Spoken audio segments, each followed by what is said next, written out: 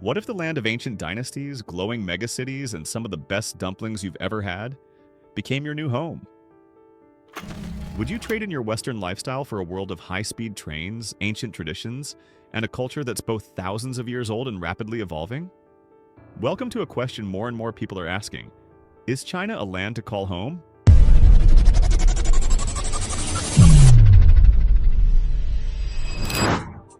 Let's break it down. The good, the bad, and the beautifully strange. Because by the end of this video, you might just find yourself checking visa requirements. China was emerging from its Cultural Revolution as one of the world's poorest nations. In 1978, Deng Xiaoping had an idea, one that would turn communist China on its head. Since then, China has made extraordinary strides in various fields. So how did one of the world's poorest countries become a global superpower in just 4 decades?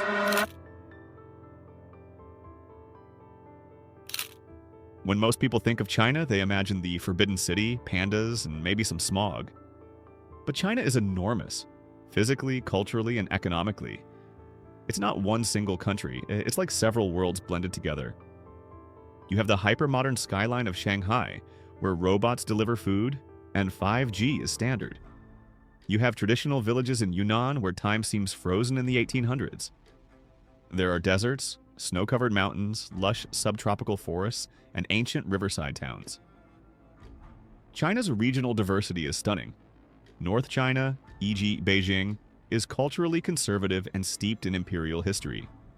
South China, e.g. Guangzhou, is entrepreneurial, food-obsessed, and more Western-facing. West China is where ethnic minorities like the Uyghurs and Tibetans bring their own languages, customs, and cuisine into the mix. So if you think of China as one monolithic culture, think again. It's a mosaic, and every piece offers a different experience.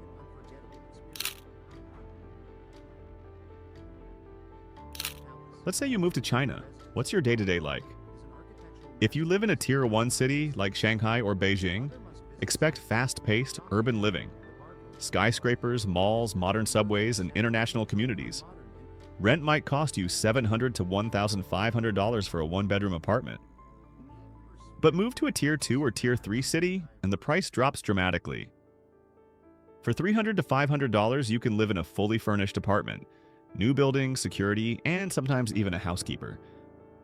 Utilities? Often under $100 per month. Public transport? Super cheap. Street food? $2 can get you a full meal. But then there's the cultural adjustment. People will stare, especially if you're not ethnically Chinese. You'll see grandparents in pajamas doing Tai Chi in parks. You'll get asked awkward questions like, "How much money do you make?" Or, "Why don't you have children yet?" It's not rude, it's just a different sense of privacy. And of course, there's the language. Mandarin is difficult, no doubt. But there are apps, translators, and locals who love practicing English. You'll survive and thrive faster than you think.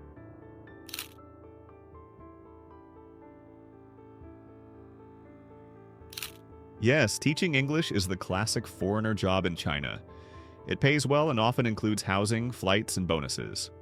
But China has evolved. Now you'll find foreigners working in tech startups and AI research, architecture and engineering. Content creation, Douyin, aka TikTok China, is booming. Journalism and media. Corporate marketing for global brands. Salaries vary, but in Tier 1 cities, you could earn anywhere from $2,000 to $6,000 per month, often tax-friendly depending on your contract. Work culture is intense, though. If you're in tech or business, the infamous 9696 culture, 9 a.m. to 9 p.m., 6 days a week, still exists. But many expats find Chinese workplaces surprisingly warm, with strong camaraderie and group dinners. Also, networking in China is everything. Relationships, or guanxi, open doors. If you're personable, you'll go far.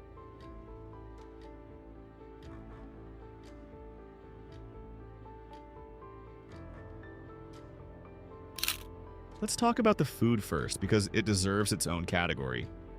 You haven't really had Chinese food until you've had it in China. We're talking spicy hot pots in Sichuan, soup dumplings in Shanghai, lamb skewers in Xinjiang, and hand-pulled noodles in Lanzhou. Best part? It's affordable. You can eat like royalty for under $10 a day. Street vendors, food stalls, small restaurants, it's a culinary adventure. Healthcare? Surprisingly good.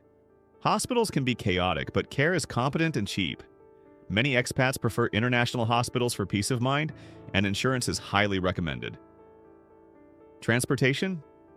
This is where China shines. Bullet trains crisscross the nation at 300 kilometers per hour. The subway systems are among the best in the world. Clean, efficient, and cheap. You can cross a city for under $1. Taxis and ride-hailing apps like Dai are widely available. And electric bikes? Everyone has one.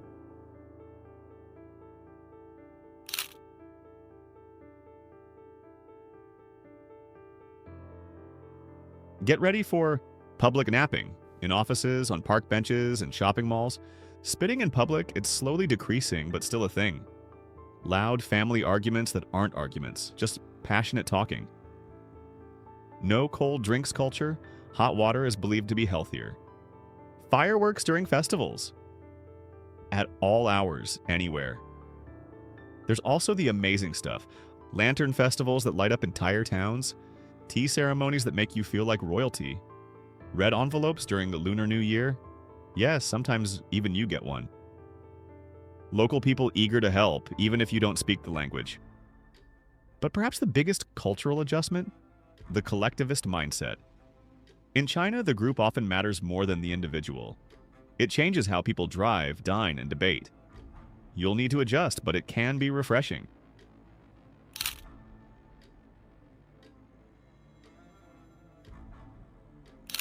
Let's address the elephant in the room: censorship. Yes, China blocks Google, YouTube, Facebook, Instagram, and many Western news sites. But with a good VPN, most expats get around this. However, this isn't just about apps. There's a different media ecosystem in China. What you read, watch, and hear is often curated for a domestic audience. If you value absolute free speech, this might feel restrictive. But interestingly, many foreigners say they feel safe, even freer in their personal lives in China than they did back home. Crime is low, streets are clean. Public surveillance, while omnipresent, creates a sense of order and security. The real challenge isn't the politics, it's staying open-minded while living inside a radically different system.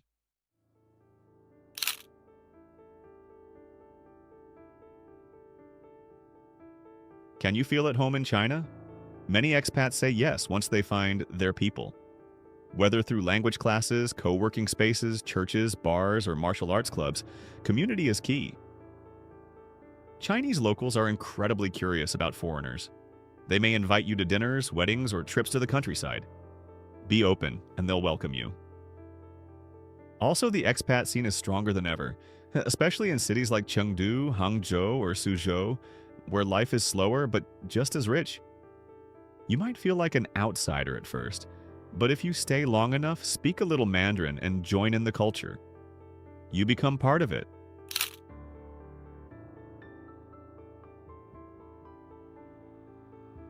Living in China isn't for everyone.